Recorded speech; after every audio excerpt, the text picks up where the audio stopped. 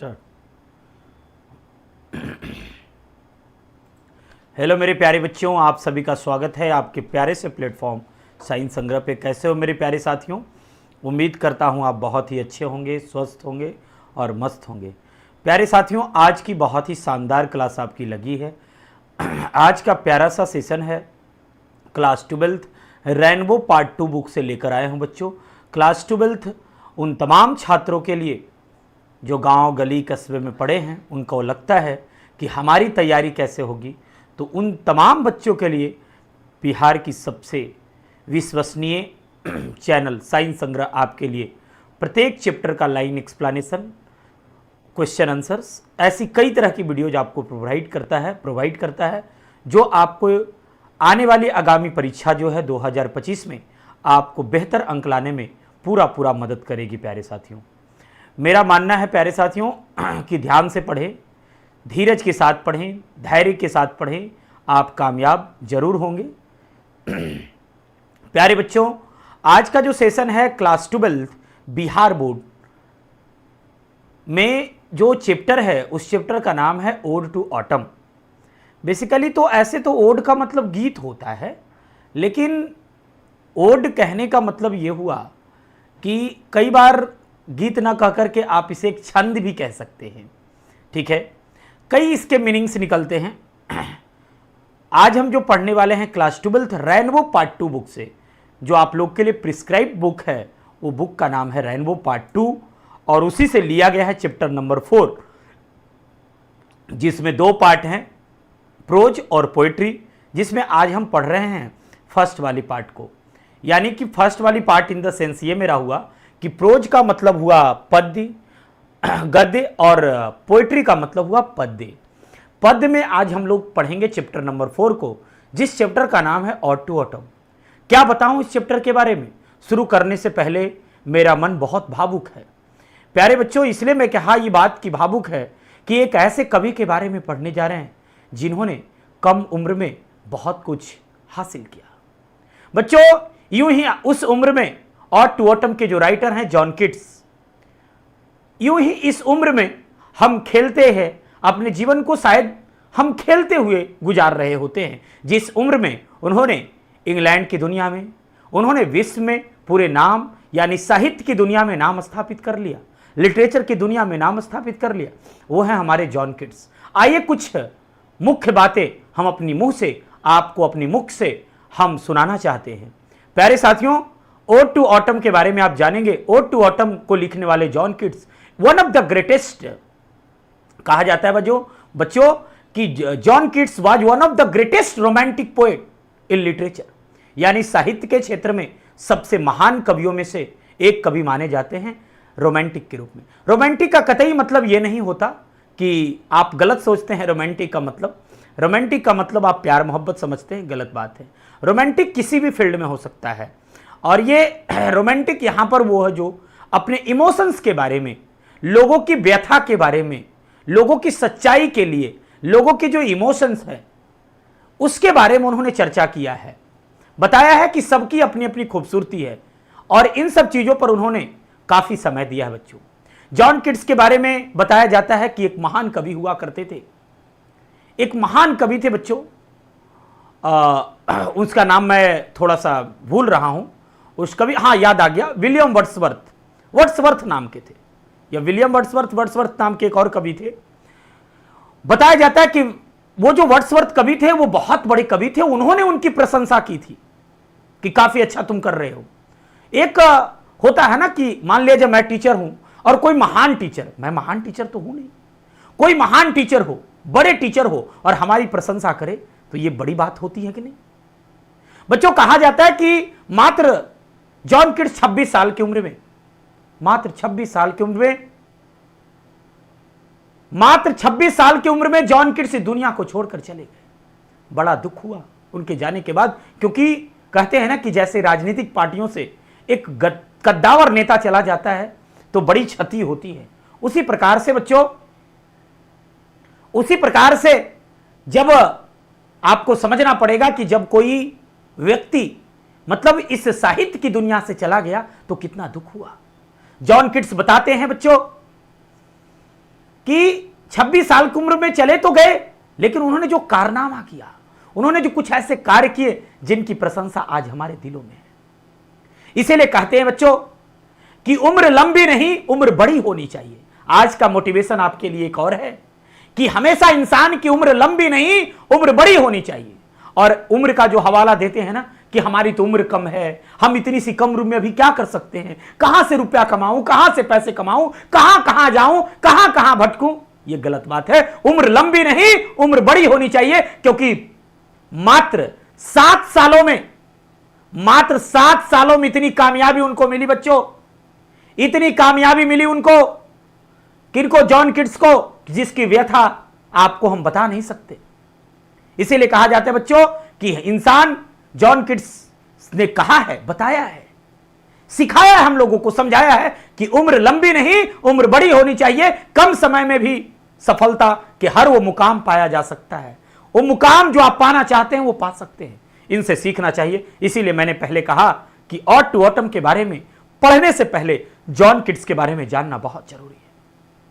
आइए बच्चों, और कुछ हम किताबी के रूप में इनके बारे में जानते हैं। कब उनका जन्म हुआ, कब उनकी मृत्यु हुई, कौन से उनको पुरस्कार मिला या नहीं मिला, कौन सी किताबें लिखे, कौन सी कवि थे जो उन्होंने, उन कवि जो उनके बारे में जो प्रशंसा की, उन सब चीजों के बारे में विस्तृत जानकारी लेने को हम लोग तैयार हैं प्यारे साथियों। आइए शुरू करते हैं, सेशन को बनाते हैं शानदार। 12th class English ode to autumn के बारे में। यहां पर ऑटम का मतलब होता है पतझड़ का मौसम। पतझड़ समझते हो? पतझड़ समझते हो? वही यहां पर यह शरद ऋतु की बात है, स्प्रिंग जैसे बसंत ऋतु। यूं तो माना जाता है कि ऑटम का कोई वैल्यू ही नहीं लोग देता है, कि ऑटम सीजन बढ़िया नहीं होता है। लोग स्प्रिंग को बहुत वैल्यू देते हैं, उसको सोचते हैं कि स्प्रिंग का जो सीजन होता है बहुत ही बढ़िया होता है। लेकिन आज जो हम कहानी पढ़ाने वाले हैं आपको, ऑटम सीजन की पढ़ाने वाले हैं। बड़ी शानदार आपको मैं बताऊंगा कि ऑटम सीजन जो पतझड़ के मौसम है, उनकी भी अपनी खूबसूरती है, उसमें भी बहुत सारी खूबसूरती है। उसमें भी फलों फूलों को लाद दिया जाता है, एकदम पेड़ों पर लाद दिया जाता है। दूसरी चीज कि उसमें भी जो कीड़े हैं, मकोड़े हैं, पक्षियां हैं, खूब मस्ती करते हैं। कोई शोक मनाता है तो कोई मस्तियां करता है। इनकी भी अपनी खूबसूरती है। कहा जाता है कि प्रत्येक हम भी मौसम है, कह रहा है कि स्प्रिंग भी मौसम है, ऑटम भी मौसम है, ऐसे कई मौसम है, लेकिन सबकी अपनी अपनी खूबसूरती है। किसी को आप ट्रोल नहीं कर सकते, किसी को आप नीचा नहीं दिखा सकते। उसी प्रकार से जैसे प्रिंसर है, उसी प्रकार से कई ऐसे लोग हैं जिनकी अपनी अपनी क्वालिटी है, अपनी अपनी खूबसूरती है। इसीलिए आज ऑड टू ऑटम लाया गया है। प्यारे साथियों, ध्यान से सुनिएगा हमारी सेशन को। आइए हम विस्तृत जानकारी आपको हम पहले ऑथर के बारे में देते हैं, फिर शानदार तरीके से हम आगे की क्लास को शुरू करेंगे। प्यारे साथियों, जॉन किट्स का जन्म जो है, एक बात और, एक डिस्क्लेमर देना चाहता हूं शुरू करने से पहले प्यारे साथियों, कि यहां पे स्पेस कम है। जहां स्पेस मिलेगा वहां मीनिंग लिखूंगा, लेकिन लाइन पढ़ते वक्त मैं मीनिंग हिंदी में बोलूंगा, उसे आप जरूर लिखना और कॉपी किताब निकाल करके, क्योंकि बाद में यह मत बोलना कि सर आपने ये मीनिंग नहीं बताया, ये मीनिंग नहीं लिखा। इसलिए मैं बोल रहा हूं कि उन तमाम छात्रों से मेरा रिक्वेस्ट है, I would like to request my all dear loving student कि firstly you have to sit, मतलब आपको बैठना चाहिए, और बैठने के बाद आपको कलम और कॉपी के साथ बैठनी चाहिए। लिटरेचर पढ़ने के सबसे ज्यादा फायदे हैं मीनिंग सीखना, उसके बारे में जानना बहुत जरूरी है, नहीं तो लिटरेचर पढ़ने के फिर कोई फायदे नहीं दिखेंगे। आइए, जॉन किट्स के बारे में समझाते हैं प्यारे साथियों। जॉन किट्स के बारे में बताया जाता है कि जॉन किट्स का जन्म जो है, बर्थ जो है जॉन किट्स का, वो 1795 में हुआ। बर्थ का मतलब हुआ जन्म, 1795 में हुआ। इनके बारे में बताया जाता है कि 1821 ईस्वी में इनकी डेथ हो जाती है बच्चों, यानी इनकी मृत्यु हो जाती है। हमारे सर आप भावुक क्यों हो रहे हो? जब इनकी मृत्यु हो गई तो भावुक क्यों हो रहे? अक्सर आप पढ़ाते हो सर दूसरे कवि के बारे में तो भावुक नहीं होते। हाँ बच्चों, मैं भावुक नहीं होता, लेकिन कभी कभी इंसान को दुखी महसूस करना पड़ता है। आपके जीवन में कब पहाड़ टूट जाए कोई नहीं जानता। कोई नहीं जानता कि यह हंसी खुशी जिंदगी कौन छीन लेगा आपको, कोई नहीं जानता। यह हंसता हुआ परिवार कब चला जाए कोई नहीं जानता। अरे आने वाले कल किसने देखा है? अगर हमने उसी प्रकार से बड़ी अच्छी जिंदगी थी जॉन किट्स की, वो जिंदगी मैं इस तरह से आज खुश हूं कि नाराज हूं, कब खत्म हो जाए कोई नहीं जानता। ठीक है, तो आपको समझना पड़ेगा यह जिंदगी के बारे में। देखिए जॉन किट्स की डेथ हो जाती है, वन ऑफ द ग्रेटेस्ट, यहां पर सुपरलेटिव डिग्री का इस्तेमाल किया बच्चों, कह रहा है कि वन ऑफ द ग्रेटेस्ट, जितने कवि थे, जितने कवि पैदा हुए उनमें रोमांटिक तो और थे, लेकिन उन कवियों में से महान कवि में इनका भी नाम आता है। ये एक महान इंग्लिश के रोमांटिक पोएट्स थे, कवियों में जाने जाते थे। जितने कवि थे उनमें was born at Moonfield, Moonfields London, London के मूनफील्ड्स जगह पे इनका जन्म हुआ। कहां जन्म हुआ बच्चों? लंदन के मूनफील्ड्स जगह पे इनका जन्म हुआ। ही स्टडीड, उन्होंने पढ़ाई करा एट क्लार्क्स स्कूल। कहां पढ़ाई करा बच्चों? उनके स्कूल का नाम क्या था? क्लार्क्स स्कूल था। एट इनफील्ड, जो कि इनफील्ड जगह पर, ठीक है, क्लार्क्स स्कूल में के क्लार्क स्कूल में इनफील्ड जगह पर इनकी क्या हुई? पढ़ाई हुई बच्चों, शिक्षा दीक्षा हुई। डीपली, गहराई से, मतलब गहरी तौर से, रुचि, इंटरेस्टेड। देखो मीनिंग एक एक नहीं छोड़ूंगा बच्चों। गहरी तौर से, रुचि तौर से इन क्रिकेट एंड, इनकी जो रुचि थी, गहरी रुचि थी, किसमें थी बच्चों? क्रिकेट में और बॉक्सिंग में। ऑब्जेक्टिव के प्रश्नों में, वस्तुनिष्ठ प्रश्नों में आपको ये सब क्वेश्चन पूछे जाएंगे कि उनका जन्म कब हुआ, उनकी मृत्यु कब हुई, वो उनकी पढ़ाई कहां हुई, उनका जन्म कौन से जगह पर हुआ था, पढ़ाई जहां कर रहे थे उनके स्कूल का नाम क्या था, वो सबसे ज्यादा किसमें इंटरेस्टेड थे।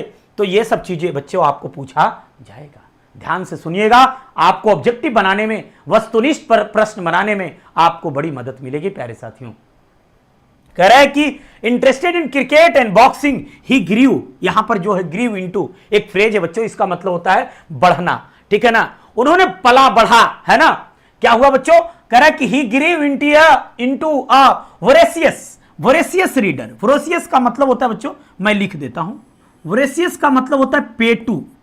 पेटू इन द सेंस, मतलब ये पढ़ते थकते ही नहीं थे, इतने अच्छे कवि थे कि ये पढ़ाई करते हुए थकते ही नहीं थे। हाँ, बिल्कुल नहीं थकते थे। मतलब इनको कहते हैं ना कि जैसे कोई चीज होता है कि आदमी खाते हुए नहीं थकता है, तो ये पढ़ते हुए नहीं थकते थे, इसीलिए इनको वोरेशियस कहा गया। क्या कहा गया बच्चों? इसीलिए इनको क्या कहा गया? वोरेशियस कहा गया कि मतलब ये एक ऐसे कवि थे जो पढ़ते हुए थकते ही नहीं थे।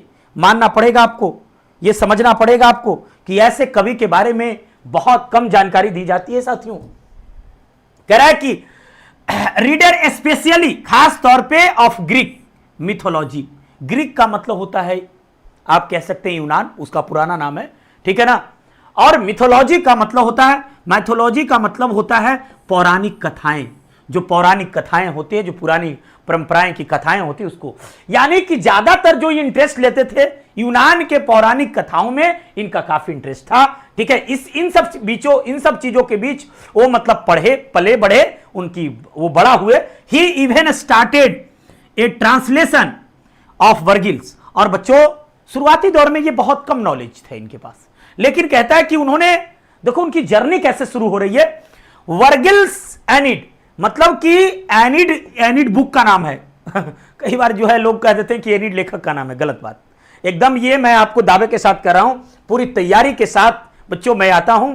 कह रहा है कि वर्गिल्स एनिड, वर्गिल्स एनिड का मतलब हुआ ये उनकी किताब का नाम है, और उस किताब के जो लेखक थे ना, उसका नाम था वर्गिल्स। क्या नाम था? उस लेखक का नाम था वर्गिल्स। और उसके, ठीक है ना, यानी कि एनिड बुक के जो लेखक थे वर्गिल्स, उनकी किताब को उन्होंने ट्रांसलेशन करना शुरू कर दिया। क्या कर दिया? His ambition to become a poet was fired by his first acquaintances. और वो जो ललायत थे, मतलब ललायत थे उस चीज को, मतलब कि उनका जो लक्ष्य था, to become a poet was fired, उनका जो लक्ष्य था कि हमको क्या करना है, एक अच्छा कवि बनना है। यानी उनका, हर लोगों का एक अपना अपना एम्बिशन होता है कि नहीं होता है? बताओ मेरे को। थोड़ा गला मेरा खराब है, मैं थोड़ा जोर से नहीं बोल पा रहा हूं, लेकिन पढ़ाई में कोई कमी नहीं होगी। मैं पूछना चाहता हूं कि हर लोगों का अपना अपना क्या होता है ना, मन में एक अपनी इच्छा होती है कि नहीं होती है ना अपनी मन में एक इच्छा। तो उसी प्रकार से कह रहा है कि वाज फायर्ड, उनके मन में एक इच्छा जागृत हुई। फायर्ड का मतलब यहां पर आप लिख सकते हैं जागृत। उनके मन में एक इच्छा क्या हुई? जागृत हुई, है ना। बाय हिज फर्स्ट एक्विटेंस, मतलब उनको पहचान मिला विथ स्पेंसर। देखो एक बात बताते हैं बच्चों, ये एडमंड स्पेंसर नाम के EDMUND एडमंड स्पेंसर नाम के एक कवि थे, ठीक है ना। और उनकी जो किताब थी, जिस किताब का नाम था फेरी क्वीन, ये उनकी पहचान इस किताब से ज्यादा हुई। मतलब कहने का मतलब है कि स्पेंसर जो कवि थे, ये कवि हैं स्पेंसर्स, ठीक है, ये पोएट हैं, और इनकी एक किताब थी फेरी क्वीन। इससे इनको पहले शुरुआती दौर में इसी किताब से इनकी पहचान मिली। His first poem lines in imitation of Spenser's, और उसी मतलब इनकी जो मतलब उसको पढ़े ये, उसके बाद इनकी जो पहली पोएम है पब्लिश हुई बच्चों। और ये पब्लिश कब हुई? 1814 में, और जिस पोएम का नाम था lines in imitation of Spencer. देखो बच्चों, मानना पड़ेगा तुम्हें, 1795 में ये जन्म लेते हैं और 1814 में इनकी पहली किताब पब्लिश हो जाती है, यानी पहली पोएम पब्लिश होती है, ठीक है ना। क्योंकि वो पढ़े थे उसको, तो इनको लगा होगा, तो उसी तर्ज पे इन्होंने लिखना सीख लिया, है ना। आगे कह रहा है कि his first volume of poetry, इनका जो फर्स्ट वॉल्यूम ऑफ पोएट्री था, यानी कि जो काव्य था, जो पोएट्री था, जो पद था, उसका इंटाइटल, उस इंटाइटल का नाम रखा गया था उस पोएम, उस किताब का पोएम्स। क्या रखा गया था? पोएम्स। और यह किताब जो है पब्लिश हुई थी 1817 में। अब समझना पड़ेगा, 1814 के बाद इनकी फिर किताब कब पब्लिश हुई, और उस किताब का नाम क्या था? पोएम्स। कब पब्लिश हुई बच्चों? कब पब्लिश हुई? 1814 के बाद 1817 में इनकी फिर और जो किताब थी वो पब्लिश हुई, हिज पोएम इंडीमियन। हिज पोएम इंडीमियन, ठीक है ना, बाज वेल अप्रिशिएटेड, ठीक है। कह रहा है कि इनकी एक मतलब किताब थी, इनका एक पोएम था, ठीक है, जिसका नाम देखो ये यहां पे है, हाईलाइटेड मैं कर रहा हूं, ठीक है ना। और इस पोएम को एप्रिशिएटेड किया गया, प्रशंसा किया गया, प्रशंसित किया गया विलियम वर्ड्सवर्थ। यहां पे दिख नहीं रहा है लेकिन मैं बता दे रहा हूं, विलियम वर्ड्सवर्थ। किसके द्वारा किया गया? विलियम वर्ड्सवर्थ के द्वारा जो है, विलियम वर्ड्सवर्थ नहीं कह सकते, या फिर कोई और वर्ड्सवर्थ भी हो सकता है, सिर्फ यहां पर वर्ड्सवर्थ दिया है, ठीक है ना। तो वर्ड्सवर्थ नाम के एक बहुत बड़े कवि थे, ठीक है ना। तो वो जो है वर्ड्सवर्थ साहब जो है, इनकी सराहना की कि अरे बहुत अच्छी पोएम है, बहुत अच्छी किताब है, बहुत अच्छी पोएम है, इस बात की सराहना उन्होंने की, है ना। आगे देखिए, ये पूरी याद रखेंगे आप। आगे कह रहा है कि इट वाज पब्लिश्ड इन 1818, और ये जो किताब थी 1818 में, यानी देखिए बच्चों ध्यान रखिएगा, 1817 में पोएम्स को पब्लिश किया गया, ठीक है, ये पोएम्स नाम की उनकी किताब थी ये। उसके बाद इंडोमियन को 1818 में किया गया। हिज ओड्स, इनकी कुछ ओड्स जो कुछ गीत भरी, इस तरह से गीत को मिक्स करके, मिश्र छंद होता है बेसिकली, ओड्स का मतलब मिश्र छंद, कई चीजों को मिला करके लिखा जाता है, उसी के सेंस में है। तो इनकी कुछ प्रमुख रचनाएं हैं, जिसका नाम था on indolence, on a Grecian, है ना, urn, to Psyche, to a nightingale, on melancholy and ode to autumn, जो आज हम लोग पढ़ने जा रहे हैं। कहा कि ये सब फिर लिखते हुए इतनी सारी किताबें उन्होंने लिख डाला। बच्चों समझना यह पड़ेगा आपको कि देखिए 1818 में इनकी बहुत सारी किताब पब्लिश हुई, 1818 में। अब मात्र 1821 में इनकी मृत्यु हो जाती है। मात्र कहें 18 कितना हो गया, 18 2 20 21, मात्र 3 सालों में, यानी कि 3 इयर्स, मात्र 3 सालों में इतनी सारी किताबों को उन्होंने पब्लिश कर दिया। बच्चों मानना पड़ेगा भाई, है ना, इतनी सारी किताबों को उन्होंने पब्लिश कर दिया। और ये किताब जो है, ये सब चीज जो है हमारे दिल में उनके लिए जगह है। Made him great romantic poet of English literature, यानी इंग्लिश के साहित्य में उनको एक सबसे बड़ा कवि के रूप में जाना जाता है ना। सो डिड लामिया एंड हाइपरियन, है ना, इनकी और 2 किताबें हैं, आपने देखा लामिया और हाइपरियन, इनकी 2 किताबें और हैं जो इनको और भी ज्यादा महान बनाती। इनकी 2 किताबें और थी जिसके बारे में बताया गया। He died TB, tuberculosis. Tuberculosis का मतलब होता है टीबी वाले जो होते हैं ना रोग, टीबी के बीमारी से इनकी मौत हो गई 1821 में। देखिए बच्चों 1821 से 1818 कितने साल का गैप हुआ, 18 2 20 21, मात्र 3 साल के गैप में इतनी सारी इन्होंने अचीवमेंट इतनी सारी अचीवमेंट इनको मिली, समझना पड़ेगा आपको। एट द एज ऑफ 26, मात्र उस समय कितने साल के थे? 26 साल के थे। But within the short span of life he was able to achieve. कहा कि ये जो इनका लाइफ रहा, जो इनके जो मतलब कहा जाता है एक शॉर्ट लाइफ था, लेकिन इस शॉर्ट लाइफ में एक बहुत अच्छे चीज को उन्होंने अचीव कर लिया। ये समझना पड़ेगा आपको कि एक शॉर्ट लाइफ होते हुए भी उन्होंने बहुत अच्छे चीज को अचीव कर लिया। इतने समय में कोई भी इंसान जो है नहीं कर पाता है ना। इतने समय में अचीव कर लिया उन्होंने, प्राप्त कर लिया इतनी सारी प्रसिद्धि जो थी, अपने जीवन का जो सही मायने में जो अर्थ था, उन्होंने अपने जीवन की जो यात्रा थी, जो स्पैन था, वो इतने कम समय में उन्होंने क्या कर लिया? प्रूव कर लिया, ग्रेटनेस। और इसीलिए उनको एक महान के रूप में जाना जाता है। His poems and letters have depth beneath in their beauty. इनके जो पोएम्स हैं, इनके जो लेख हैं, इनके जो पत्र हैं, beneath there beauty and reflects his awareness. और इनके पोयम है वो एक गहराई रूप से एकदम बताता है, लोगों को जागृत करता है ऑफ पेन से। और मतलब इनके जब पोएम्स को पढ़ेंगे आप, तो इनके पोएम में आज भी वो सुंदरता दिखती है, आज भी वो ब्यूटी दिखता है, ठीक है, कि सच में जीवन की कठिनाइयां क्या है, सच में जीवन के दर्द क्या है, कैसे कवि ने अपने जीवन के दर्द को बयां किया है, क्या मतलब जीवन में आगे बढ़ते समय कितने दर्द होते हैं, कितने कठिनाइयों से गुजरना पड़ता है। इस चीजों को उसमें पेन जो है बताया गया है कि कितने सफर करना पड़ा। यानी कि लाइफ के जो सफर है, लाइफ के जो सफरिंग्स है, लाइफ के जो हमारी जो जर्नी है, उसमें इस बात को रिफ्लेक्ट करती है टू हिम, इनके, है ना। A thing of beauty is joy for ever. और कवि कहते हैं कि एक ऐसी वस्तु होनी चाहिए, करा कि a thing of beauty is joy for ever. मतलब कि एक वस्तु की सुंदरता है, एक वस्तु की सुंदरता ऐसी होनी चाहिए जिसका जीवन भर आनंद लिया जाए। समझ में आ रही बात?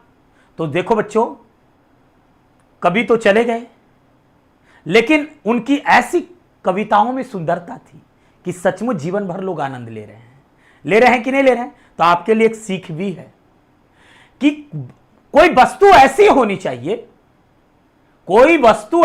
चाहिए जिसका जीवन भर आनंद लिया जा सके, जीवन भर क्या किया जा सके? आनंद लिया जा सके, ऐसा होना चाहिए, ठीक है ना। देखो, करा कि ब्यूटी इज ट्रूथ, सच्चाई की सुंदरता होनी चाहिए। सच्ची सुंदरता क्या होनी चाहिए? सच्ची होनी चाहिए, ट्रूथ ब्यूटी। और जो सच्ची सुंदरता होती है वो कभी खत्म नहीं होती। ये बात तो सच है ना। हम अपने फेस पे बहुत कुछ लगा ले, लेकिन वो सच्ची सुंदरता तो नहीं है, और ऐसे भी ये खत्म होना है। लेकिन सच्ची सुंदरता क्या है? हम जो इस जीवन में कार्य कर रहे हैं, हमारे मरने के बाद भी लोगों के दिलों में वो सुंदरता जमी रहेगी, और वो सुंदरता जब रहेगी तो जीवन भर लोग उसको एंजॉय करेंगे, क्योंकि ये शरीर तो नश्वर है, चला जाएगा, है ना। तो कह रहा है कि जो सुंदरता होनी चाहिए वो सच्ची सुंदरता होनी चाहिए, और सच्ची जो सुंदरता होती है वो हमेशा रहता है, ये बात सच है, ठीक है ना। और वस्तु की सुंदरता सच्ची होनी चाहिए, तब वो जीवन भर लोग उसको एंजॉय कर पाते। करा कि ओड टू ऑटम किड्स, जो ओड टू ऑटम है उसको लिखने वाले जॉन किट्स डिस्क्राइब्स करते हैं, वर्णित करते हैं, आलेखन करते हैं, वर्णित करते हैं, और बताते हैं, वर्णन करते हुए डिस्क्राइब्स करते हैं, उसको उल्लेख करते हैं, उल्लेखित करते हैं, और कहते हैं क्या?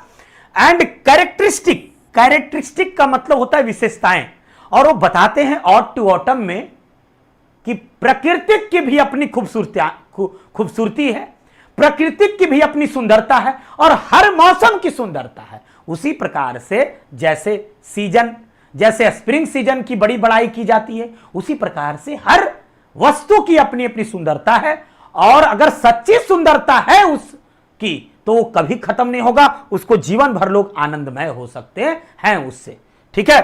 तो कह रहा है कि यहां पर कैरेक्टरिस्टिक का मतलब होता है विशेषताएं। Spirit of autumn in a series memorable, और उन्होंने इसको बताते हुए, पढ़ते हुए उन्होंने कहा है कि एक मेमोरेबल का मतलब होता है यादगार पिक्चर्स। उन्होंने यादगार पिक्चर्स के रूप में हम लोगों के लिए एक पिक्चर्स बताया है, एक उसके बारे में बताया है जिस ऑड टू ऑटम में पढ़ने वाला है कि ऑड टू ऑटम के क्या कुछ खासियत है, क्या कुछ सुंदरता है, क्या ऐसी भगवान ने क्या ऐसा गढ़ा है, क्या बनाया है ना, उसके बारे में जिसको प्रदर्शित करते हैं, एग्जिबिटिंग, है ना, एग्जिबिट से बना है एग्जिबिटिंग, ठीक है ना, एक्सिबिटिंग का मतलब होता है प्रदर्शनी करना, दिखावा करना, दिखाते हैं। द प्रिंसिपल जो सिद्धांत है उसके बारे में दिखाते हैं, और ब्यूटी इन नेचर की मतलब प्रकृति की जो सुंदरता का सिद्धांत है, जो उसको दिखाते हैं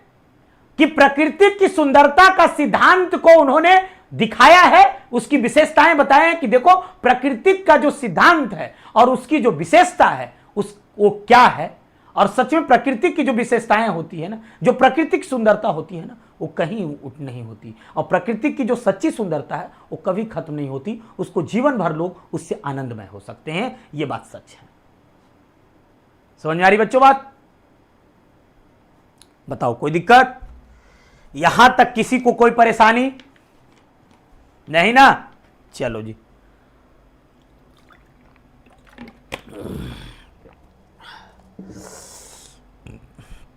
कोई परेशानी बच्चों?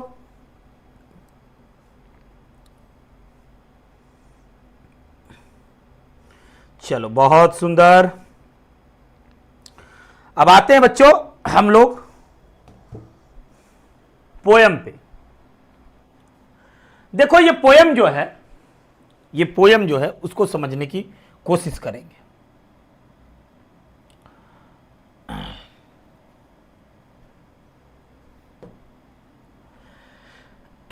पोयम को समझने का प्रयास करिए, क्या कह रहा है पोयम। पहले ये मैं बता दूं कि टोटल इस पोयम में 3 स्टेंजाज हैं, जिसमें प्रत्येक स्टेंजाज में 11 है, 11 तिया 33 लाइन्स है बच्चों। थोड़ा धैर्य बना करके सुनिएगा, आपको बहुत मजा आएगा, अच्छा लगेगा, शानदार लगेगा, आपको बहुत मजा आने वाला है।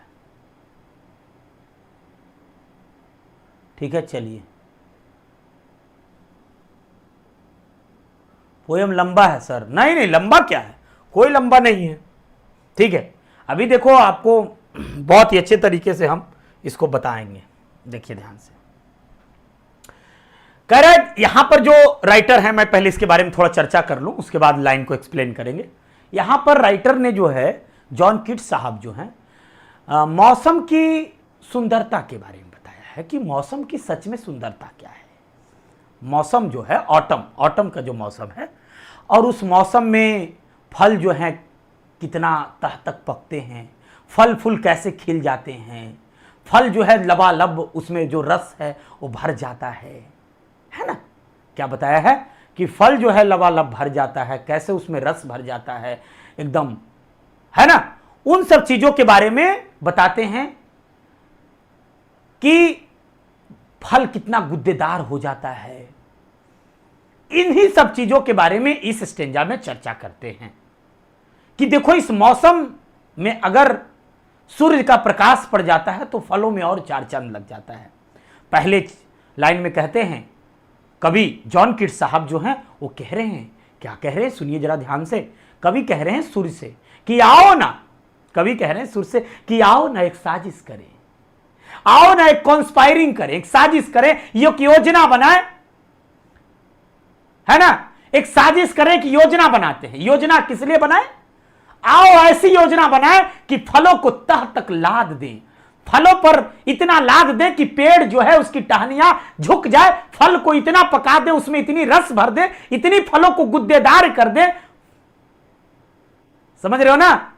पहले तो फल में, वो पेड़ में फूल लगे और उस फूल के बाद जो है फल लगे तो वो एकदम गुद्देदार हो जाए, इतनी गुद्देदार हो जाए, ठीक है ना, कि फल जो है लद जाए, लद कर पेड़ जो है वो टहनियां जो है मुड़ जाए, एकदम रस उसमें लबालब भर जाए। आओ ना ऐसी एक कॉन्स्पायरिंग करते हैं, ऐसी एक साजिश करते हैं, ऐसा वो कहते हैं। समझ में आ रही बात? तो यहां पर राइटर ने, समझना पड़ेगा आपको, यहां पर राइटर ने क्या कहा जो जरा सुनिएगा, कि फलों को मिस्ट, मिस्ट का मतलब होता है धुंध। क्या होता है बच्चों? मिस्ट का मतलब धुंध या कुहासा। यहां पर राइटर ने, तुमको समझना पड़ेगा, इसको धुंध भी कहा जाता है, धुंध। यहां पर राइटर ने उसको कुहासा का मौसम बताया है। राइटर ने क्या बताया बच्चों? इसको कुहासा का मौसम बताया है कि ये, हम लोग तो इसे ऑटम सीजन कह ही रहे हैं, लेकिन राइटर ने इसे कुहासा का, ठीक है, कुहासा का मौसम बताया है। कुहासा का, ये मौसम कैसा है? कुहासों का मौसम है। कैसा मौसम है? कुहासों का मौसम है। इस मौसम में यहां पर उन्होंने बताया कि फल जो है नरम, फ्रूटफुलनेस का मतलब होता है कि फल पककर के स्वादिष्ट हो जाना, है ना। फ्रूटफुलनेस मतलब, मेलो फ्रूटफुलनेस का पूरा मतलब है कि फल जो है पककर स्वादिष्ट हो जाना। इसीलिए कहा कि ये कुहासों का मौसम, कहता है सीजन ऑफ मिस्ट, ये कुहासों का मौसम है।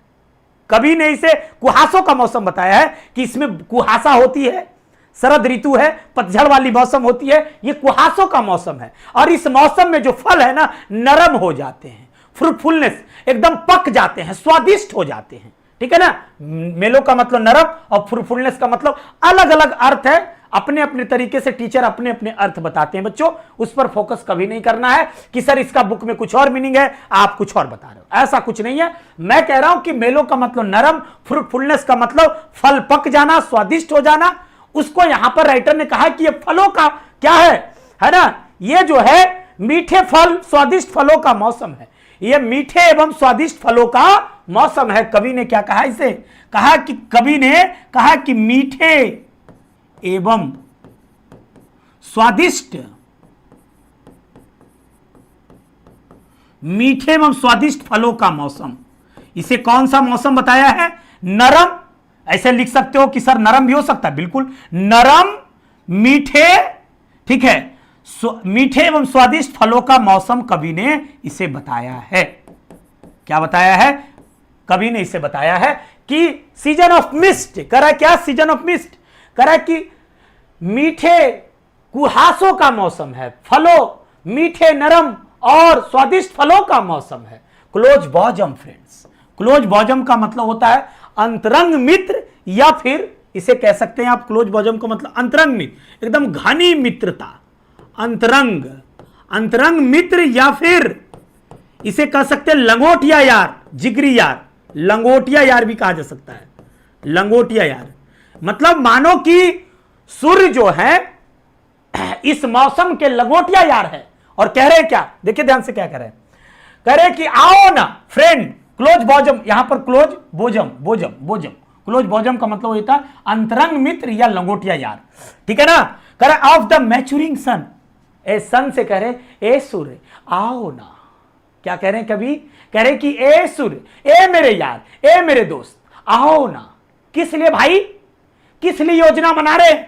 कहते कि आओ ना एक साजिश करें, कॉन्स्पायरिंग, एक साजिश करें, एक योजना बनाएं, एक साजिश करें, एक योजना बनाएं। किस बात के लिए योजना जी? अब सवाल मन में उठ रहा होगा कि सर पहले लाइन में तो कवि ने कहा, पहले लाइन में कवि ने कहा कि यह कुहासों का मौसम है, नरम एवं मीठे फल, स्वादिष्ट, मीठे स्वादिष्ट फलों का मौसम है, यह कवि ने कहा पहले लाइन में। दूसरे लाइन में कह रहा है close bosom friend of maturing sun, sun से कह रहा है, सूर्य से कह रहा है, मैच्योर, है ना। कह रहा है कि उस सूर्य से कह रहा है कि आओ ना एक साजिश करें, एक योजना बनाए। किस बात के लिए योजना भाई? किस बात के लिए साजिश भाई? देखिए कि इस मौसम में क्या क्या होता है, योजना बनाने की बात कर रहा है बच्चों। अब योजना कैसी बनानी है वो देखिए। With him how to load, आओ ना इतना इसे भर दिया जाए, लोड कर दिया जाए, है ना, लाद दिया जाए। लोड का मतलब लाद देना। आओ ना इसे इतना लोड कर दिया जाए, लाद दिया जाए, है ना। विथ फ्रूट, जो इसके फल हैं, एंड बाइंस, बाइंस मतलब होता है अंगूर के बेल या फिर बेलो, बेलो, अंगूर के जो बेल होते हैं उसको कहते हैं बाइंस, या फिर बेलो। आओ ना, जो अंगूर के बेल हैं,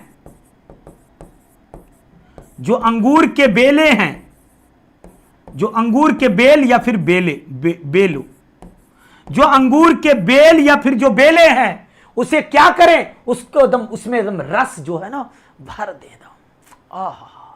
है ना, क्या कर रहा है कि विथ फ्रूट, जो फल हैं, जो अंगूर के जो फल हैं, जो अंगूर के जो बेल हैं, जो फल हैं अंगूर के, ठीक है ना, उसको क्या करें, एकदम राउंड, मतलब चारों तरफ उसका एकदम भर दे। और ये देखो ध्यान से, यहां पर जो थैच है, थैच, इसका मतलब होता है फूस से, फूस की झोपड़ी, यानी कि जो फूस की झोपड़ी जो नीचे से लता लगी हुई है, ठीक है ना, इसका मतलब मड़ई या फूस की झोपड़ी दोनों होती है।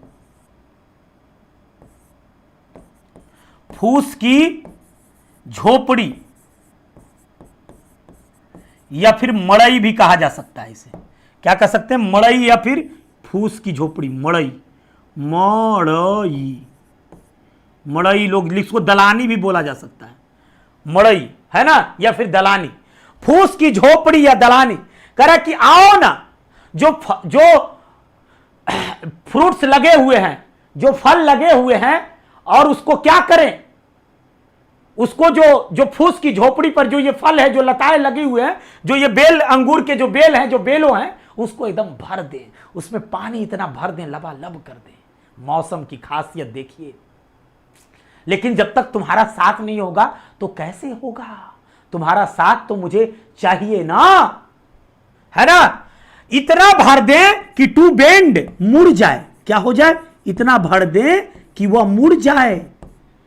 विथ एप्पल्स, और तो और जो सेव है, दम मस्ट कॉटेज ट्री, जो सेव है, मोस्ट, यहां पर मोस्ट का मतलब होता है, मोस्ट का मतलब काई, जो काई, जो इस झोपड़ी, जो झोपड़ी के पास जो पेड़ है, ठीक है ना, जो उससे सटे हुए है, उसमें जो काई है, काई लगते हुए जो आ रहा है, उस सेव के पेड़ को भी मदद करेगा। और उस सेव का पेड़ जब बड़ा होगा, ठीक है ना, उसमें एकदम फल, उसका जो सेव का फल जो है एकदम बड़ा हो जाएगा और उसमें लबालब रस भर जाएगा, ऐसा कवि कह रहे हैं।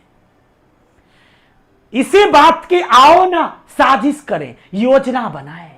कौन कहते हैं, जॉन किट्स साहब कह रहे हैं। यानी ऑड टू ऑटम जो है, सीजन जो है, किससे कह रहा है, सूर्य से कह रहा है कि आओ ना, है ना।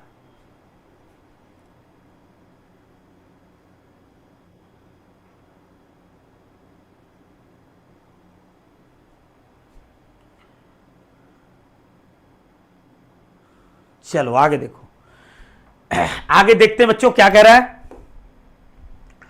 कह रहा है कि एंड फिल फ्रूट, और फिल का मतलब उस फलों को क्या कर दें, भरना, है ना, उस फलों को, फ्रूट का मतलब फल, उस फल को क्या कर दें, भर दें। विथ राइपनेस, राइपनेस मतलब एकदम पका देना, है ना, उस फलों को क्या कर दें, पका दें। कोर, कोर का मतलब होता है अंदर तक या तह तक, है ना, अंदर तक या तह तक, उस तह तक उसे क्या कर दें, पका दें। आओ ना, उस फलों को तह तक क्या कर दें, पका दें, है ना। To swell the gourd and plum, plum का मतलब होता है टू मेक फैटी, या फिर इसको मतलब मोटा, सीधे सीधे समझ लो, मोटी, मोटा या गुद्देदार,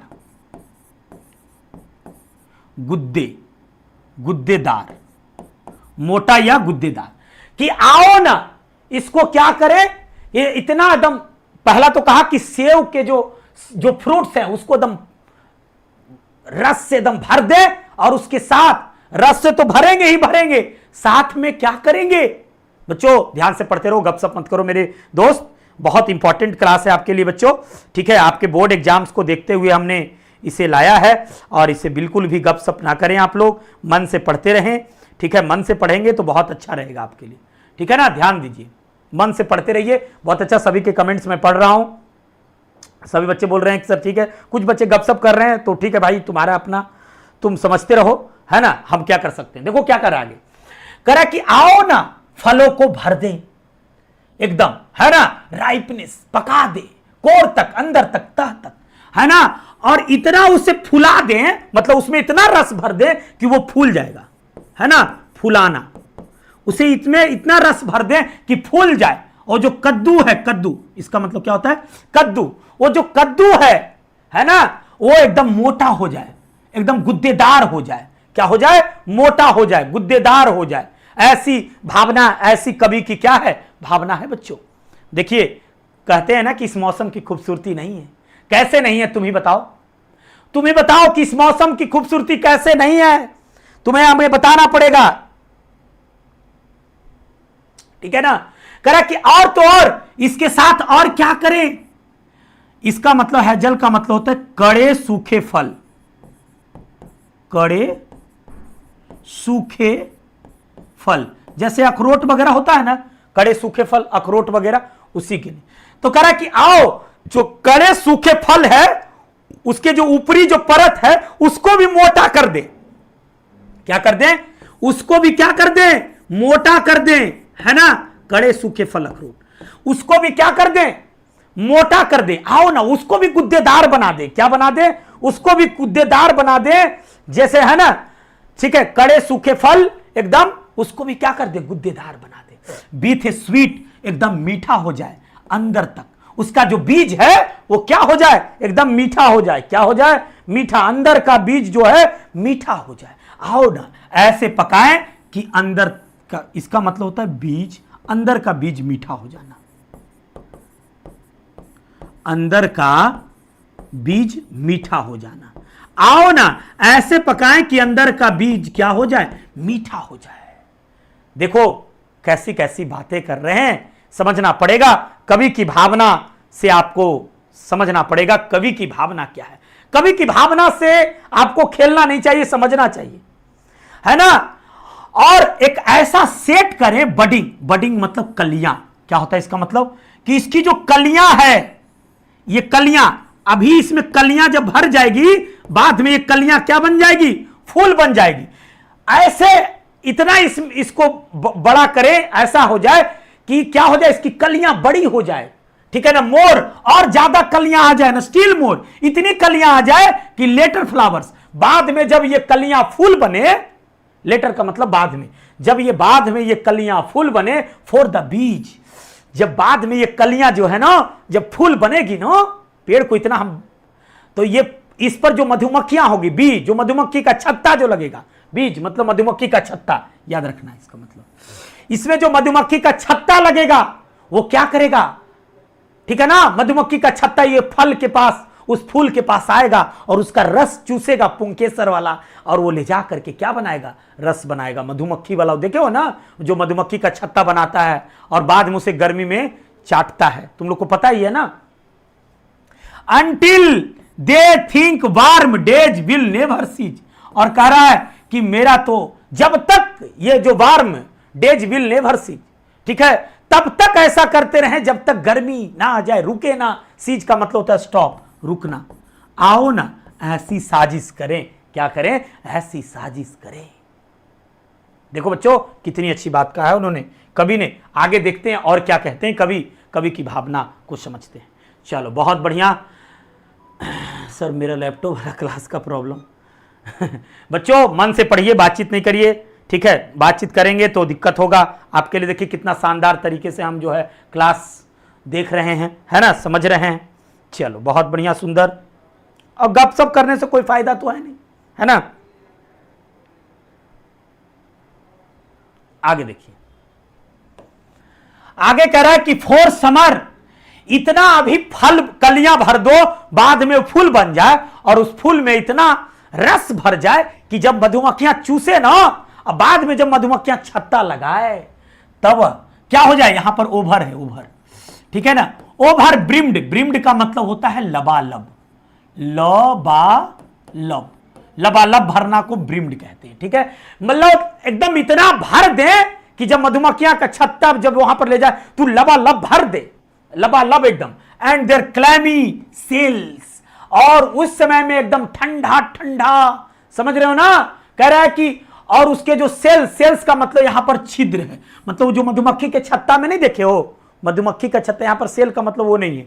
मधुमक्खी के छत्ता में देखो छिद्र छिद्र रहता है, थोड़ा थोड़ा एक ऐसा ऐसा बना रहेगा, छोटा छोटा ऐसे ऐसे करके ऐसे ऐसे बना रहता है, और उसी के द्वारा जब उसमें रस ज्यादा भर जाता है मधुमक्खी वाला जो छत्ता है तो गिरने लगता है। उसी को यहां पर ब्रिम कहा गया है। ब्रिम का मतलब होता है लबालब। क्या होता है बच्चों? लबालब हो जाना। क्या हो जाना? ब्रिम का मतलब यहां पर क्या बताया गया?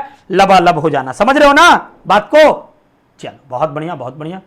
देखो एक मक्खी भी आ गया। लो मतलब हम लगता है कि बुलाए आ गया क्या जी है ना, कह रहा कि आओ ना, इसे क्या कर दें, है ना, एकदम ठंडा चिपचिपा।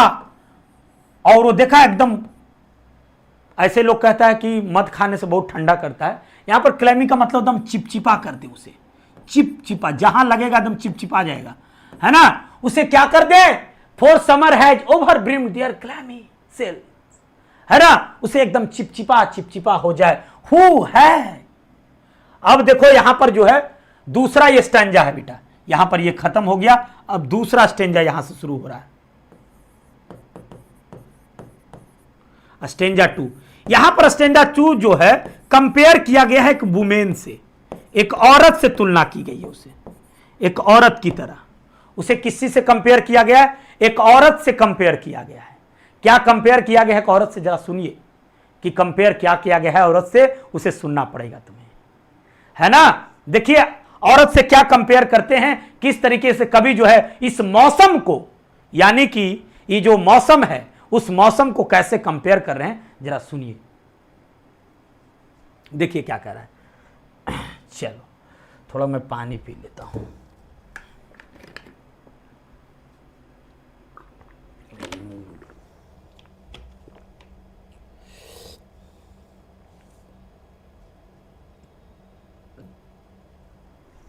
देखो क्या कर रहा है, करा कि हु हैड नॉट सीन, तुम्हें किसने नहीं देखा है। ये सब दी दू का मतलब सब जो है यू होता है। अरे तुम्हें किसने नहीं देखा है ना। एमिड दे स्टोर, जहां पर हम क्या करते हैं, अन्न को जमा करते हैं, वहां कह रहा है, ठीक है ना।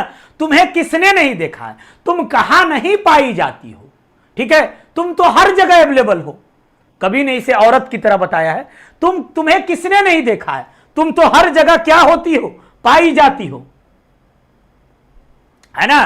करा कि तुम्हें किसने नहीं देखा है, जहां अनाज को जमा किया जाता है। स्टोर का मतलब ये है, या फिर अन्नगार भी उसे कह सकते हैं, ठीक है, अन्नगार भी कह सकते हैं, लेकिन वो अन्नगार ग्रैनरी फ्लोर पे जब छिड़ा होता है उसको बोलते हैं। यहां पर जो हम लोग स्टोर करते हैं, जमा करते हैं, है ना, जमा करना, तो यहां पर अन्न की बात की जा रही है। तो कह रहा है कि तुम्हें किसने नहीं देखा, तुम तो वहां पाई जाती हो जहां, तुम तो वहां दिख जाती हो जहां क्या करते हैं, जमा किया जाता है, ठीक है ना, स्टोर। समटाइम्स, कभी कभी, है ना, वो सोवर, वो एवर, जैसे भी, है ना, वहां तुम दिख जाती हो। 6, वहां ढूंढी जाती हो। एब्रॉड, तुम गांव देहात, एब्रॉड का मतलब इसे विदेश होता है, लेकिन यहां पर गांव देहात होगा। कह रहा है कि उन गांवों में, उन देहातों में, जहां खलियान में, खेत में, जहां खेत खलियान में लोग क्या करते हैं ना, अभी देखो गेहूं का टाइम है, तो अभी देखा होगा कि जब गेहूं का टाइम होता है ना, तो लोग खलियान में ही क्या करते हैं, थ्रेसर से गेहूं जो है रख देते हैं और वहीं पर जमा कर देते हैं। तो कहा तुम हर जगह देखी जाती हो, उन गांव में, देहात में। ब्रॉड का मतलब इसे विदेश होता है, लेकिन यहां पर गांव देहात होगा, ठीक है। मे फाइंड, वहां तुम पाई जा सकती हो। दी, तुम, सिटिंग केयरलेस, अरे तुम केयरलेस की तरह, बेपरवाह की तरह। ग्रैनरी, ग्रैनरी का मतलब होता है ना, ग्रैनरी का मतलब होता है अन्नगार, अन्नगार। तुम तो हर जगह, वो अन्नगार, वो तो ऐसी तुम फ्लोर, फर्श, फ्लोर का मतलब होता है फर्श, तुम फर्श पे ऐसी क्या रहती हो, अन्नगार, तुम वहां पड़ी रहती हो। तुम्हें किसने नहीं देखा, अन्नगार, ठीक है ना। और वहां पर तुम्हें देखा गया है, तुम अपने बालों को, सब बालों को एकदम ऊपर उठाते हुए फहराते रहती हो, है ना। बिनोइंग, जहां लोग उसाते हैं, ठीक है, तुम्हें वहां देखा गया है। ओसाना, बिनोइंग का मतलब ओसाना, ठीक है ना, तुम्हें वहां देखा गया है, तुम्हें कहां नहीं देखा गया है, ठीक है ना। कभी कह रहे हैं इस लाइन में कि तुम्हें कहां नहीं देखा गया, तुम तो वो जमा जहां किया जाता है खलियान, खेत खलियान में धान गेहूं, वहां पे तुमको देखा गया है। तुम उस तरह से जहां गांव में, गांव की बात करो, वहां तुम्हें देखा गया है। तुम तो जहां पर खेत खलियान लाने के बाद एक जगह अन्नगार जहां पर स्टोर किया जाता है, तुम्हें वहां देखा गया है। और तुमको तो वहां देखा ही जाता है जहां पर ओसाते हैं लोग, ठीक है ना, तो वहां पर तुम अपने मानव की बालों को फहराते रहती हो। इसलिए मैंने कहा कि वुमेन से इसे यहां क्या किया गया है, कंपेयर किया गया है बच्चों। ठीक है, क्या किया गया है, यहां पर वुमेन से कंपेयर किया गया है। समझ में आ रही बात? आगे देखिए,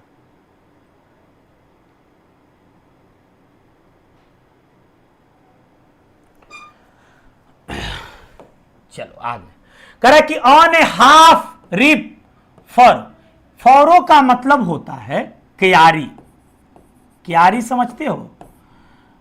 हल जब चलाते हो ना, हल जब जोतता होगा तो देखता होगा कि एक हल का निशान बन जाता है उसे, ठीक है ना, हल का निशान बन जाता है ना। इसे जब हम लोग क्यारी, जो कई बार देखा होगा कि जब हम लोग लहसुन प्याज लगाते हैं तो एक क्यारी बनाते हैं पटाने के लिए, ठीक है ना, एक क्यारी बनाते हैं पटाने के लिए। उसे उसकी जो हल की रेखा उसे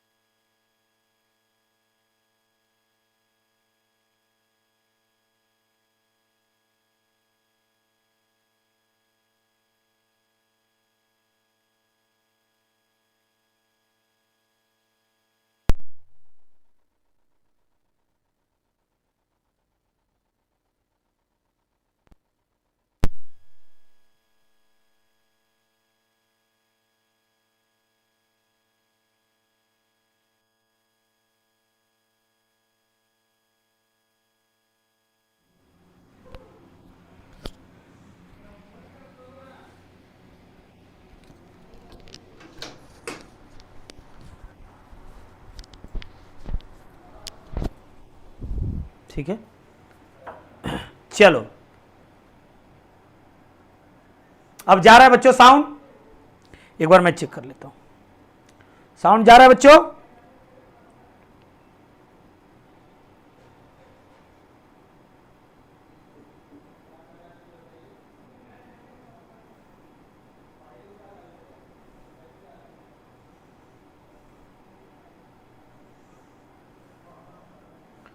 साउंड जा रहा है बच्चों?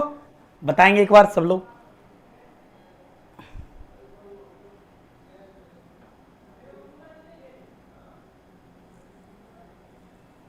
अब साउंड ठीक है?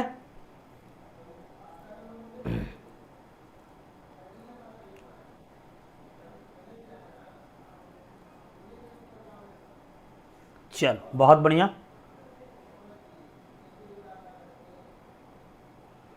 चलो ठीक है बच्चों। तो कह रहा है क्या, आगे देखिए, वाइट दे हुक, ठीक है ना, वाइल वाइल दे, यहां पर दी मतलब यू, तुम उस हंसिए, इसका मतलब होता है हंसिया, जिससे देखा हो ना जो गेहूं काटा जाता है या कुदाल उदाल जो होता है उसको बोलते हैं, है ना, जो हंसिया है, स्पेयर्स द नेक्स्ट श्वेत, श्वेत का मतलब होता है चौड़ी पट्टी वाली, है ना, चौड़ी पट्टी वाली, ऑल इट्स ट्विन्ड फ्लावर्स, ठीक है ना, मतलब कह रहा है वो कि अभी तो पूरी तरीके से मतलब कि तुम तो मदहोश हो जाते हो, तुम उन क्यारियों में गिरे पड़े मिलते हो, तुम्हें किसने नहीं देखा है ना, और तुमको कितना तुम्हारे बारे में मतलब व्याख्यान करें, तुम्हारे बारे में कितना बताएं, तुमके बारे में क्या कहा जाए, तुम तो एकदम मदहोश हो जाते हो, तुम उन क्यारियों में दिखते हो। चलो मैं एक बार रिवीजन कर देता हूं इस चीज को, ठीक है ना, थोड़ा आवाज नहीं आ रहा था ना, चलो यहां से छूट गया होगा, और तो कोई दिक्कत नहीं है ना, अरे छोड़ो, रहने दो ना, वो सब फालतू का चर्चा मत करो, फालतू का चर्चा मत करो।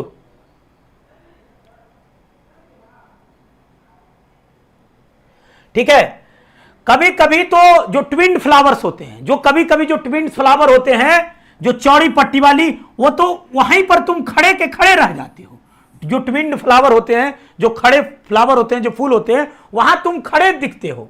एंड समटाइम्स, कभी कभी लाइक ए ग्लीनर, ठीक है ना, ग्लीनर दो स्किप, ठीक है ना, करे क्या, and steady thy laden head across a brook, देखो यहां पर क्या कर रहा है समझना पड़ेगा, कभी कभी, और क्या कहा जाता है तुम्हें, तुम तो एकदम वैसे हो जैसे तुम क्या करते हो, अपने माथे पर वो जो बोझा है, ठीक है ना, उसको जो भार है उसको लेकर के तुम क्या कर जाते हो, ब्रुक का मतलब होता है छोटी जो वो नदी होती है ना, उसको तुम पार कर जाते हो, है ना, क्या कर रहा है कि जो छोटी नदी है उसको तुम क्या कर जाते हो, पार कर जाते हो, जो फसल, जो कृषक, जो ढोने वाला होता है ना, ग्लीनर का मतलब कृषक, क्या होता है ग्लीनर का मतलब कृषक, तुम तो कई बार वो कृषक, है ना, वहां पर तुम क्या करते हैं, स्टडी, बहुत तेजी से, लैडेन, लदा हुआ अपने सर पर,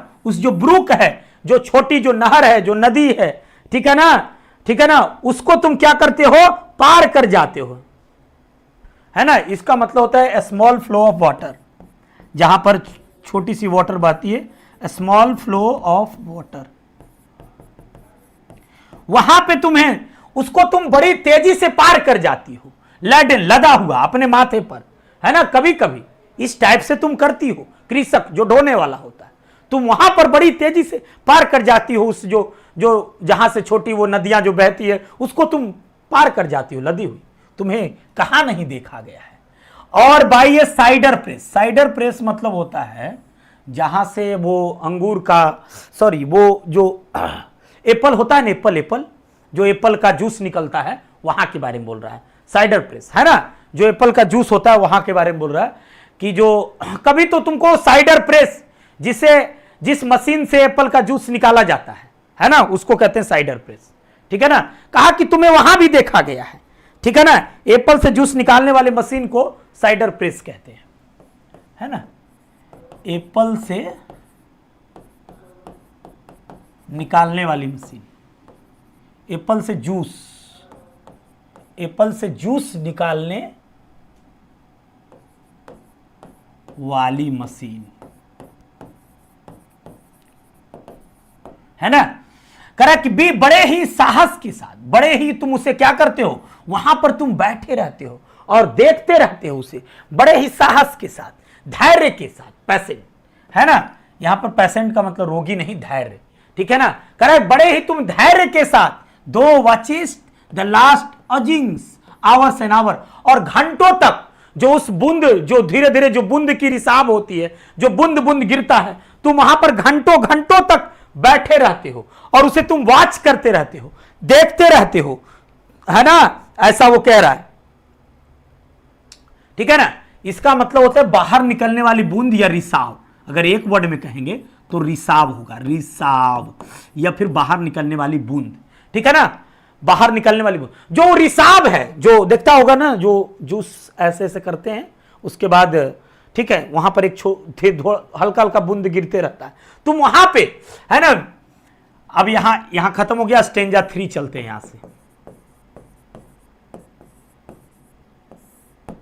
क्या कह रहा है जो सुनिए, कह रहा है stanza 3, where are the songs of, इसमें बताया गया है कि माना जाता है ऐसा कि स्प्रिंग का जो मौसम होता है, माना ऐसा जाता है कि जो स्प्रिंग का मौसम होता है वो बहुत ही अच्छा मौसम होता है, ऐसा माना जाता है, ऐसा माना जाता है कि स्प्रिंग का जो मौसम होता है वो बहुत अच्छा होता है, बसंत ऋतु का मौसम से बढ़िया कोई मौसम ही नहीं होता है, ऐसा मानना है लोगों का, ऐसा मानना है लोगों का। लेकिन इसमें उसकी सुंदरता भी बताई गई है ऑटम सीजन का, कि देखो ऑटम सीजन की सुंदरता क्या है, इसके बारे में भी,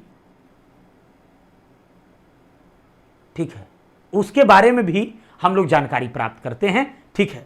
चलिए आइए देखते हैं, कह रहा है कि where are the songs of spring, अरे वो सॉन्ग्स कहां हैं, ठीक है, कुछ भी नहीं है वो सॉन्ग्स स्प्रिंग के, जो इसके पास गीत है। तुम कहा कि अगर स्प्रिंग सीजन के पास अपना खूबसूरती है, उसके पास अपना गीत है, गायन मंडली है, उसमें पक्षियां जो चहचहाते हैं, झिंगुर जो है मजे लेते हैं, ऐसा नहीं है, इसके पास भी अपना गीत है, इसके पास भी, इसके गीत के सामने किसका गीत है, इसके पास भी अपना गीत है ना।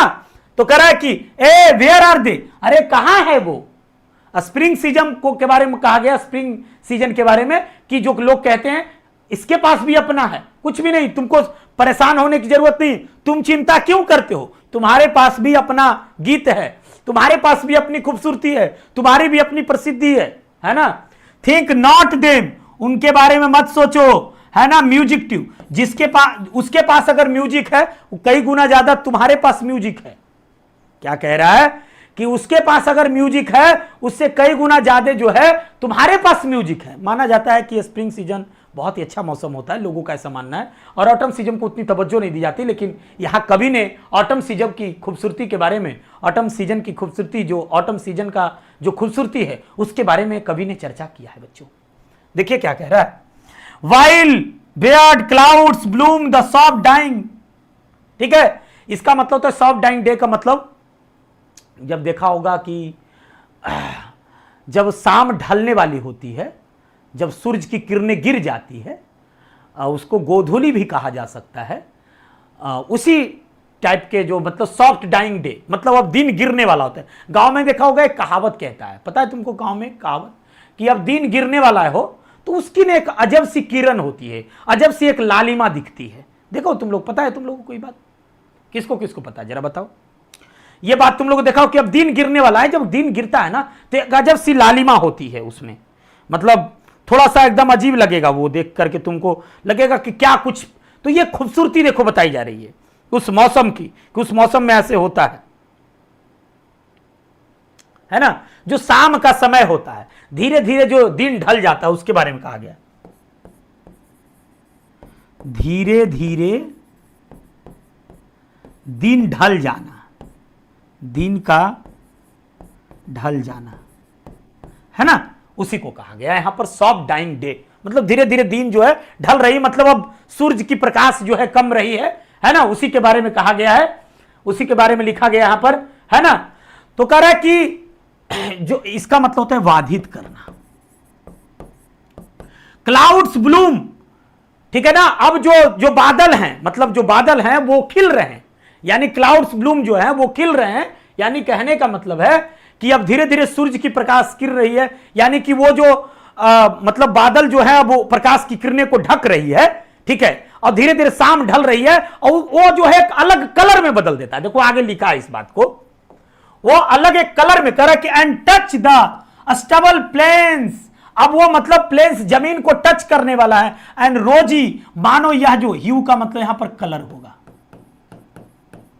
ठीक है, और कलर का मतलब क्या होता है, रंग। करा कि रोजी, रोजी का मतलब होता है यहां पर गुलाबी, करा कि गुलाबी गुलाबी हो गया, एकदम दिल बाग बाग हो गया है ना, एकदम गुलाबी गुलाबी हो गया, मतलब एकदम कलर जो है गुलाबी गुलाबी हो गया है, ऐसा दिख रहा है, अस्टेबल हो गया है, मतलब एकदम, है ना। अब टच करने को मतलब सूरज की जो किरणें हैं वो ढल रही है, अब वो जमीन पर प्लेन जो सतह है उस पर एकदम अब टच करने वाली है।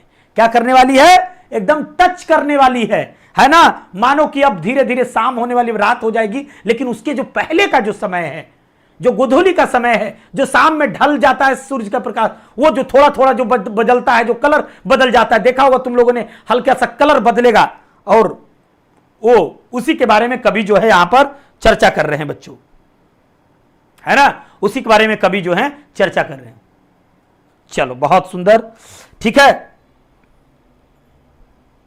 हाँ, तो कह रहे कि अब वो जो समय है इतना ढल चुका है कि मानो खुट्टी में, खुट्टी समझते हो, खुट्टी क्या होता है, ये खुट्टी टांगने वाला खुट्टी नहीं, जो खेत में खुट्टी होता है ना, गेहूं का या धान का जो खुट्टी होता है, देखे हो, गेहूं या धान दोनों का खुट्टी होता है, खुट्टी जो कभी कभी गड़ जाता है, वो जो फसल काटने के बाद किसान जो है हल्की हल्की उसकी जो डांट है, हल्की हल्की उसकी जो डांट है ना, वो छोड़ देता है ना, वो बाद में वो पानी से सड़ करके खत्म होता है, उसको खुट्टी कहते हैं। इसीलिए गांव में लोग चप्पल पहन करके धान उन काटने जाते हैं ताकि खुट्टी गड़े ना, है ना, ऐसा।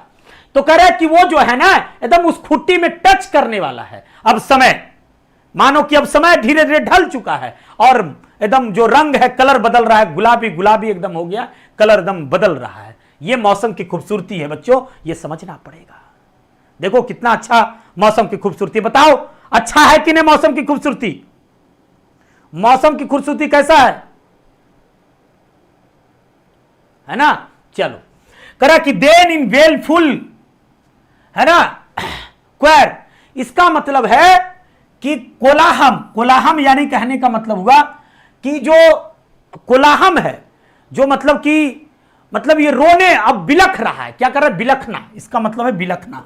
कौन बिलख रहा है, बिलखना, समूह में बिलखना, यानी कि समूह में बिलखना कहने का मतलब अब जो गैनेट्स हैं, जो गैनेट्स का मतलब एक प्रकार का ये जो है कीड़ा है, ठीक है ना, जो ये कीड़ा तुमको ज्यादातर मतलब ये जो इंसेक्ट्स है, ये ज्यादातर जो पानी में एक पानी होता है, और पानी में देखा होगा खरखंदा हरा हरा कलर का जो है, उस पर ये कीड़ा बैठता है, और बहुत जोर से हवा चलने के बाद वो जो है हवा कम चलता है तो वो जो है पानी के ऊपर जो है वो, जिसको बेत का पेड़ कहते हैं, नदी में बेत, ऐसी बेत बोला जाता है, हम बताएंगे तुमको आगे आएगा तो, रिवर्स नदी में जो होता है, हाँ देखो आ ही गया स्वेलो, इसको बेत का पेड़ बोलते हैं, बेत ऐसा माना जाता है, बेत होता है, बेत का ये एक तरीके से पेड़ होता है जो पानी के ऊपर, मतलब नदी में पानी के ऊपर, उसका जड़ नीचे से रहता होगा, लेकिन पानी के ऊपर वो शायद जड़ नीचे रहता है कि ऊपर पता नहीं चलता है, पानी के ऊपर होता है हरा हरा कलर से, और उस पर इंसेक्ट्स जो है बैठे होते हैं। ज्यादा हवा आता है तो हवा में वो पानी नदी में इधर उधर हो जाता है, और हवा जब कमेगा ना तो एकदम खड़ा हो जाएगा ऐसे करके, है ना, उस तरीके से। तो कह रहे हैं कि जो इंसेक्ट्स है वो मौन, मतलब कि शोक मना रहे हैं। क्यों भाई, क्यों शोक मना रहे, कोई शोक मना रहा है, यानी वो दुखी है कि हो सकता है हम मर जाएंगे, जो भी हो, है ना। रिवर बॉर्न एलॉफ्ट, है ना, aloft or sinking as the light wind lives or dies, ठीक है ना।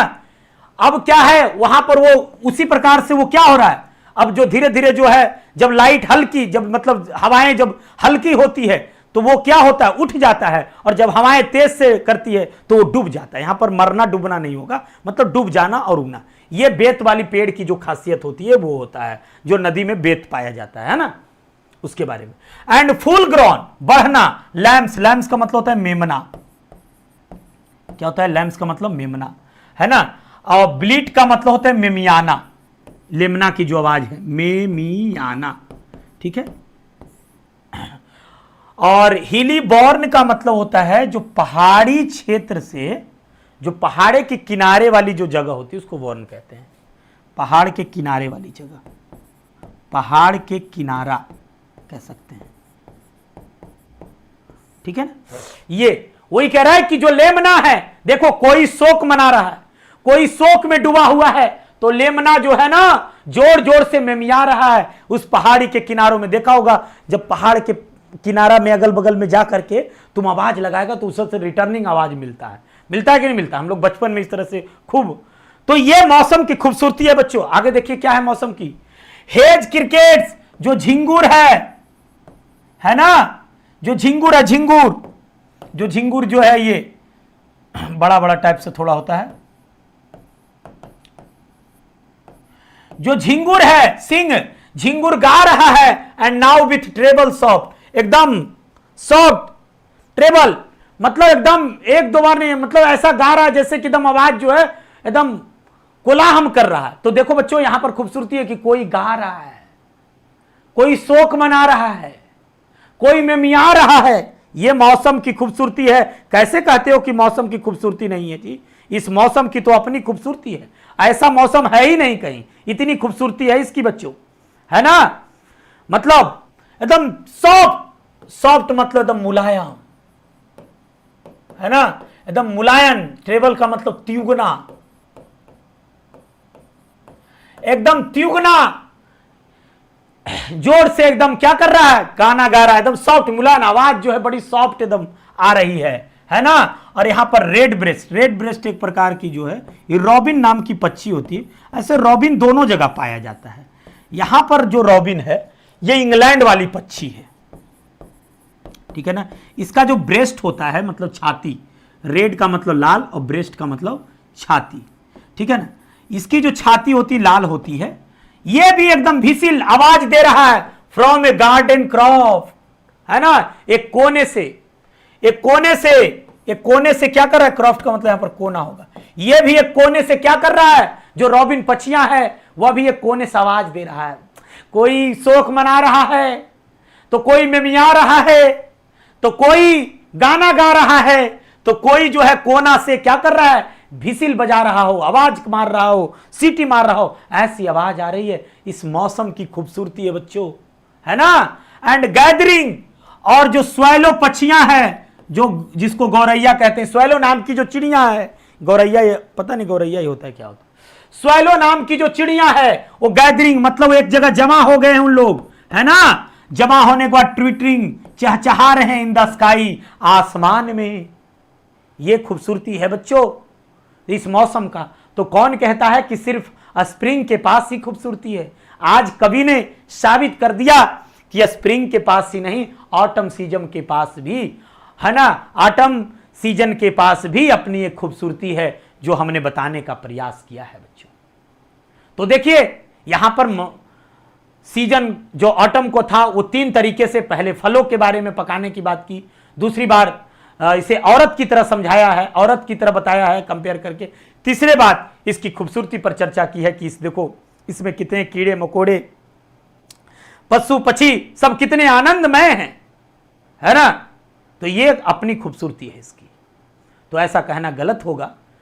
सभी की अपने अपनी खूबसूरती होते हैं प्यारे साथियों, जिसे आप आराम से, मन से, ध्यान से, मग्न से समझ सकते हो। वीडियो एक नहीं 2-3 बार देखें, बड़े अच्छे से मैंने एक एक मीनिंग को समझाते हुए क्लियर किया है प्यारे साथियों। पूरी चैप्टर को एकदम रंगीन कर दिया हूं। अगर आप शुरू से देखेंगे तो बच्चों चैप्टर लंबा है थोड़ा, तो हमको लंबा की तरह इसे पढ़ाना पड़ा। चैप्टर लंबा है तो लंबा की तरह पढ़ाना ही पड़ेगा। अगर हम सिर्फ समरी कराते बच्चों तो बहुत सारे ऑब्जेक्टिव आपसे छूट जाएंगे। इसीलिए हमने पूरी इधर मीनिंग क्लियर करते हुए हमने आपको पूरा पढ़ाया साथियों। यहां देखें, आप समझें पूरे मीनिंग के साथ, क्योंकि लिटरेचर में मीनिंग का एक बहुत बड़ा बेनिफिट्स होता है प्यारे साथियों। अगर आप लिटरेचर इंग्लिश पढ़ रहे हैं और उसके अर्थ ही नहीं पता है तो फिर तो दिक्कत है प्यारे साथियों। तो हमने पूरे मीनिंग के साथ एकदम चैप्टर को रंगीन कर दिया है, ठीक है। आप आराम से इसे 2-3 बार देख सकते हैं। अगर इसके पीडीएफ्स और नोट्स चाहते हैं, मतलब कि हमें सर ये पीडीएफ कहाँ मिलेगा, जो ऐसे है स्क्रीनशॉट करने में दिक्कत होती है, तो प्यारे साथियों हमारा टेलीग्राम चैनल है साइंस संग्रह के नाम से, उसे आप फॉलो करें, वहां पर आपको सारी पीडीएफ दी जाती है यूट्यूब की क्लासेस की। थैंक यू सो मच प्यारे साथियों हमारे साथ जुड़ने के लिए। अगर हमारी वीडियो अच्छी लगी हो तो उसे शेयर करें, सब्सक्राइब करें, लाइक करें, अपने मित्रों के साथ शेयर करें, बताएं कि जिसके लिए कोई नहीं साइंस संग्रह आपके लिए खड़ा है हर मुश्किलों में। प्यारे साथियों हमारी प्रहार बैच भी चल रही है, अगर जिन साथी चाहते हैं प्रहार बैच तो प्रहार बैच भी ज्वाइन करें, उनके लिए और बेहतर होगा। चलिए बहुत बढ़िया, सभी बच्चे आराम से पढ़ेंगे मस्ती तरीके से, बहुत सारे बच्चे पढ़ रहे हैं। थैंक यू सो मच प्यारे साथियों।